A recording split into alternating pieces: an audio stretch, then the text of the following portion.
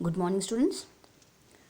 We'll continue with the explanation of the poem 3.1, that is The Night of the Scorpion by Nizam Ezekiel. So, this poem, Night of the Scorpion, written by Nizam Ezekiel, will have an introduction with the poet. Nizam Ezekiel, he was an Indian Jewish poet, and also he was an actor, playwright, editor and art critic. Through this poem, इस particular poem में निज़म जो है, इन्होंने selfless love of a mother that is depicted in the poem. When a mother is stung by a scorpion, जब एक mother को scorpion काट लेता है, बिच्छू काट लेता है, तो मदर अपना किस प्रकार से प्यार जताती है, that is shown through this poem. So let's begin with the poem. I remember the night my mother was stung by a scorpion. Poet को आज भी याद है, नरेटर को आज भी याद है. Here the narrator and the poet is the same person. वह रात जिस समय उसे, उसकी मदर को, उसकी माँ को एक स्कॉर्पियन, एक बिच्छू ने डंक मारा था.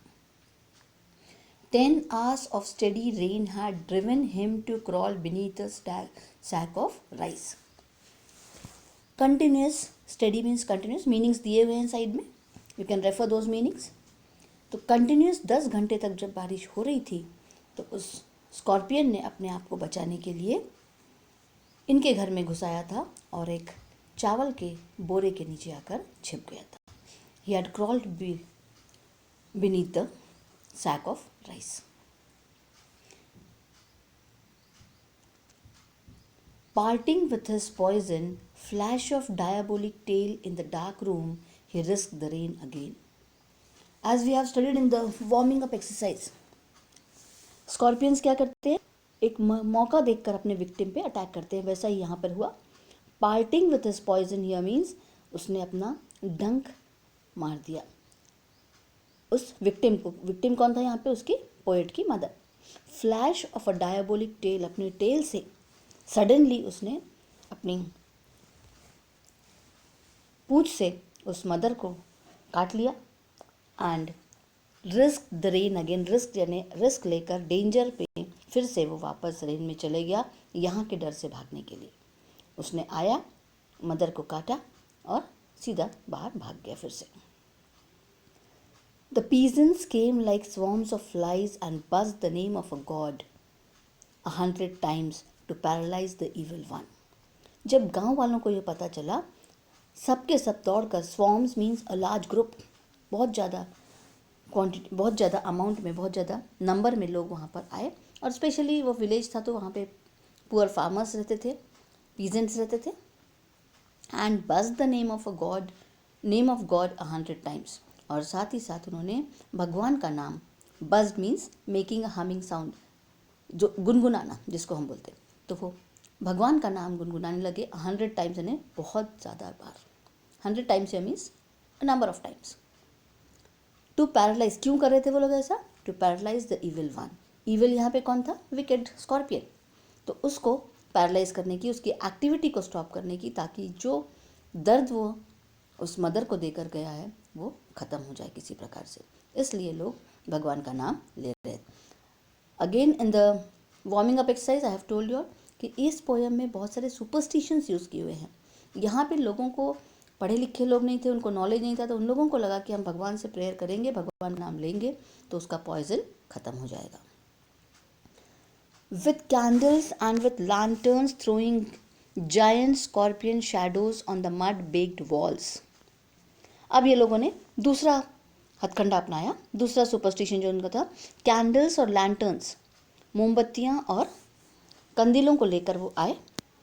उसके जायंट यानी बहुत बड़े, स्कॉर्पियन शैडो, स्कॉर्पियन के शैडोज़ जो हैं वो मिट्टी की जो दीवारें थी घर की, उसके ऊपर वो शैडोज़ को फोकस करने लगे. They search for him, he was not found. और उसको ढूंढने लगे. वो शैडोज़ क्यों दिखा रहे थे कि उसको, स्कॉर्पियन को ऐसा लगा कि यहाँ पे बहुत सारे स्कॉर्पियंस और हैं तो वो आ जाएगा. इस प्रकार से उन्होंने उसके वहाँ पे शैडोज़ बनाए वॉल पे और इसको ढूंढने की कोशिश किए, बट फिर भी वो नहीं मिला.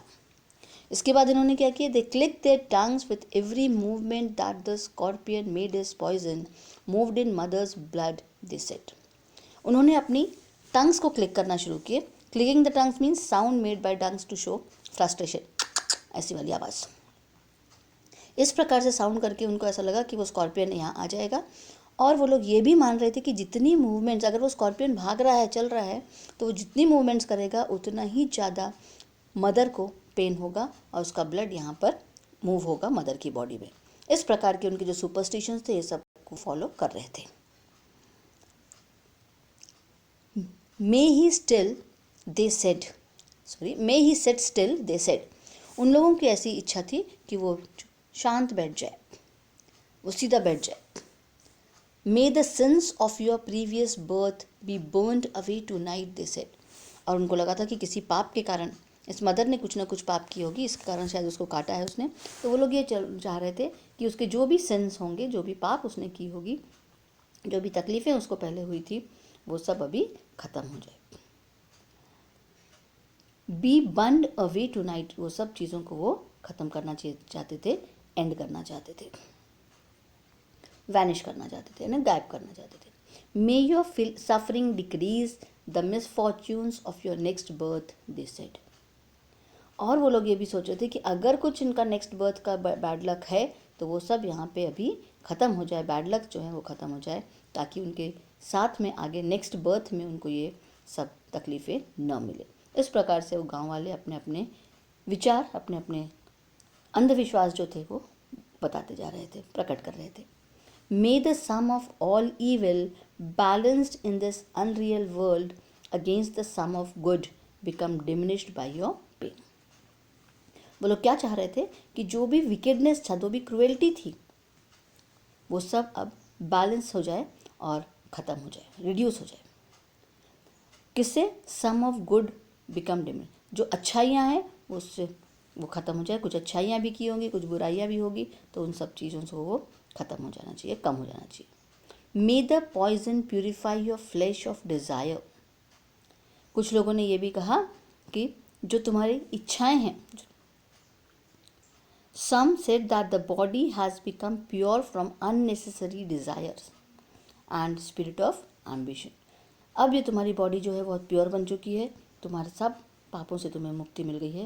And showing that they could understand his pain, सब लोग ये जताना चाह रहे थे कि हमें समझ रहा है कि आपको कितना पेन हो रहा है, कितनी तकलीफ हो रही है, और इसलिए वो लोग इस प्रकार के प्रेयर्स, इस प्रकार के विचार अपने प्रकट कर रहे थे।